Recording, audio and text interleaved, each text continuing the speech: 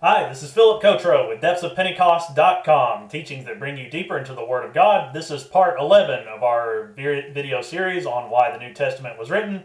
Tonight we're going to be talking about Hebrews. We don't actually know who the author of Hebrews was. Tradition for many years had said that Paul was the author. If you've got an old King James version, some of them on the introduction, it says Hebrews by the author Paul. This came into under scrutiny in recent years, especially with newer discoveries and older copies of the New Testament manuscripts.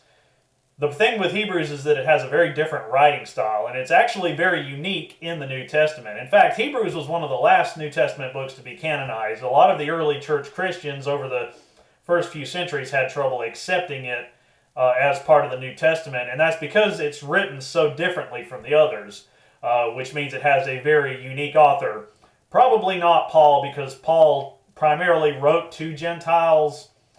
So if we go back to 54 AD, this is a few years before where we left off in our at the end of our video last week, and we talked about why Paul wrote 1 Timothy. Now, if you go back to when Paul wrote Corinthians, if you remember from that video, around that year, there was a Hellenistic Jew. He was from Alexandria, Egypt, and his name was Apollos. Apollos had been traveling to the city of Ephesus, and he met Aquila and Priscilla there. Apollos was very well educated. He was a great orator. He was very cultured. He was multilingual. He's a very interesting character, very charismatic figure from the New Testament church. And he knew the Old Testament very well. He knew the Old Testament backwards and forwards. And he was converted and baptized and became a Christian under Aquila and Priscilla. And so he became a very important apostle in the New Testament church, though like Paul, he didn't actually know Jesus personally. He had traveled to the city of Corinth. On a separate occasion, Peter had traveled to Corinth, and Apollos, even though he was a young convert and a new Christian, he really impressed the people of Corinth with great oratory skills, so much that many of them sort of gathered around him like he was some kind of cult figure. And we talked about that division, that there were some at Corinth who were loyal to Paul, and some who were loyal to Peter, and some were loyal to Apollos and said, I only listen to his teachings or their teachings. And one theme of 1st and 2nd Corinthians is Paul was trying to get across that it was all about Christ, not about looking to one apostle over the other and being loyal to one. Because Apollos was very poetic and very good speaker, Hebrews is so well written and it's so eloquent that in recent years we started to realize that Apollos is the most likely author of Hebrews, especially because Hebrews is directed towards specific Hellenistic Jews. Now you have to go back to ancient Rome at this time period, and there's been a little bit of a divide in mainstream Judaism. On the one hand, you have traditional Jews, and on the other hand, you have Hellenistic or Grecian Jews. And these are Jews that, before Rome, there was Greece. Alexander the Great, the Greek Empire had conquered pretty much the entire known world at the time. And so for many years, Israel and Judah were under the rule of Greece. And many of them had decided to accept, they wanted to modernize. So they were trying to adopt certain Greek culture and Greek custom and mix it with Judaism. So you had traditional Jews and you had Grecian Jews. And Apollos was a Grecian Jew, and he also was writing to Grecian Jews. So it's just simply process of elimination. We've realized that Apollos is the likely author of Hebrews. And some New Testament books are addressed to specific audiences. For example, Luke and Acts, as we talked about, were pretty much written to the Gentiles. And others are addressed for Jewish Christians of the time, like Matthew and Hebrews. Hebrews is inseparable from the historical events that it falls under the shadow of. Last week we talked about how tension was building at the Roman Empire at this time. The year is about 63 or 64 AD. Nero, the emperor, was at first a very peaceful ruler, but he was kind of a homicidal maniac. And this became more and more apparent. Over the course of his rule, he became more dictatorial and more maniacal, and that fear started to break out all over Rome of what was going to happen next. He was becoming kind of unpredictable. And then in July 19th, AD 64, one of the infamous events from the ancient world, the Great Fire of Rome. The city of Rome breaks out on fire. The fire lasts 9 days and it destroys 10 of the 14 quarters of Rome. It's a devastating, apocalyptic event. And sadly, as is often the case throughout history, when a big fire breaks out in a major city like that, the poorer neighborhoods are, they have the worst sanitation, they're the most crowded, they don't have any real safety measures, they're really cheaply designed architecture and apartment buildings stacked on top of each other. So those tend to get destroyed the most, and the most poor people tend to die from great fires, as opposed to the wealthier parts of the city where you have big mansions and they're not as crowded and things are more well built and well protected. Now there's an old legend that when Rome was burning, that Nero played either his violin or his lyre, though not every historian really agrees with that. But irregardless, Nero was immediately blamed, and it's interesting that as soon as such a devastating event would happen, the emperor would be the first person that people would suspect was behind it. So Nero, whether he was behind the Great Fire or whether it was an accident, he needed a scapegoat. And he used it to start blaming the Christians. Now the real question about Nero is, did he hate the Christians first and then set the city on fire just to blame them to justify persecution?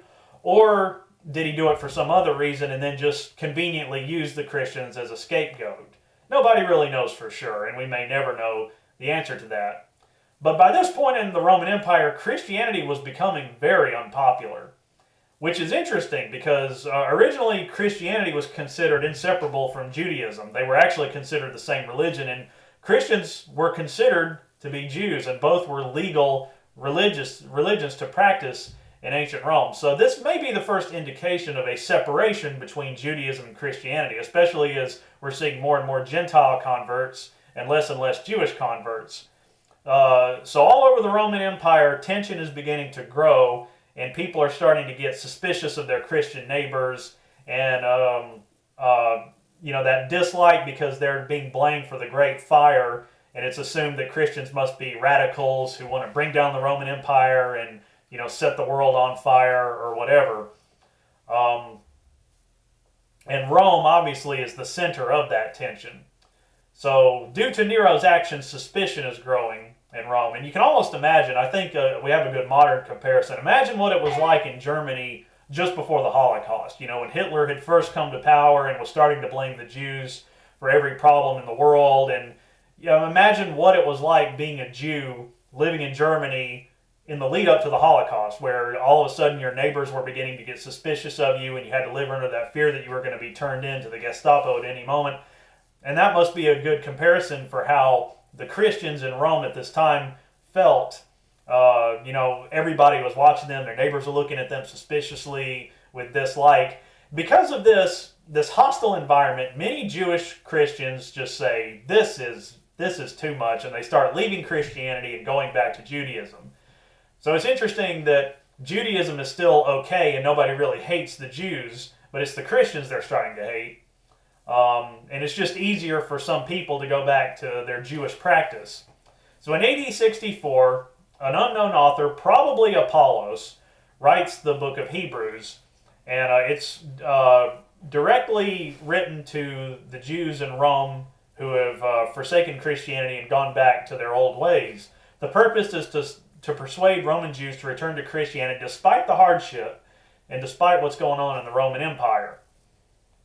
So the first thing that Hebrew does is it encourages them not to ride the fence. It says you can't have your foot in two camps. You're either going to be fully a Christian or not at all a Christian, and you can't be half Jew and half Christian.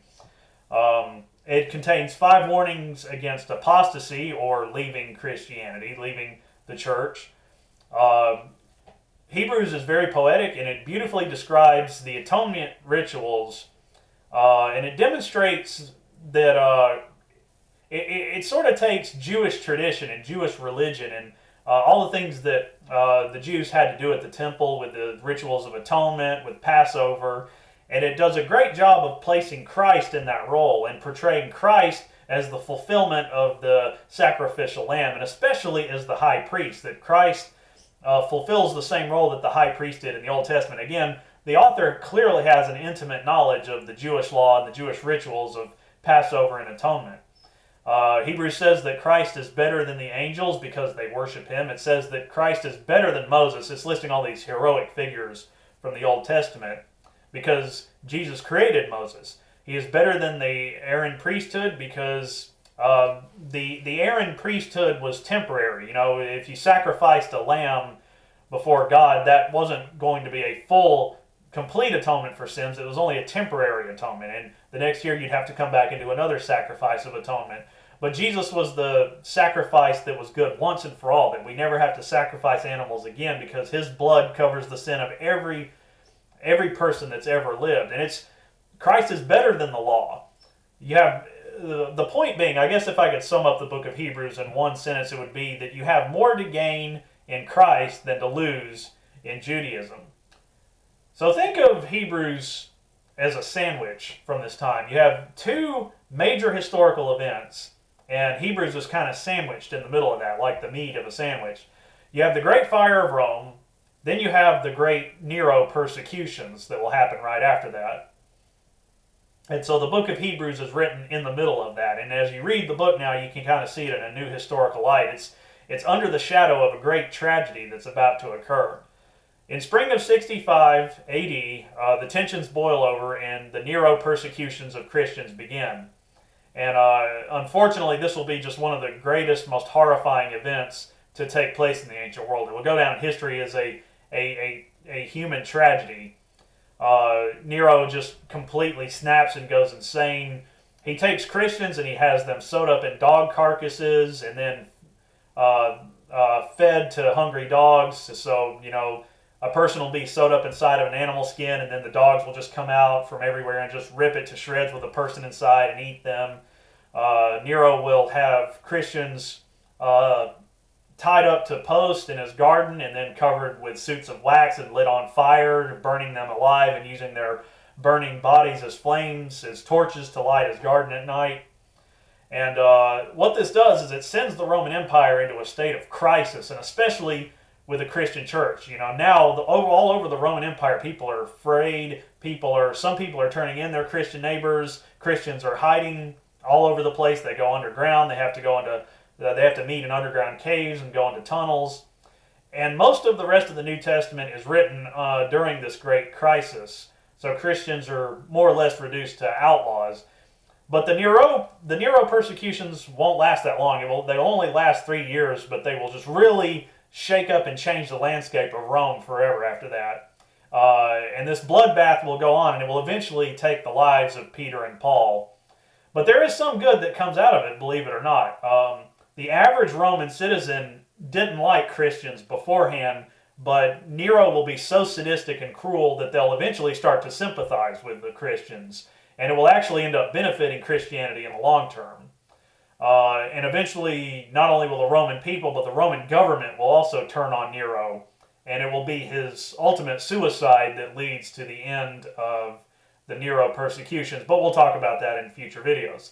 If you like this video, please feel free to leave a comment, hit the like button, subscribe. I have new videos up every Tuesday.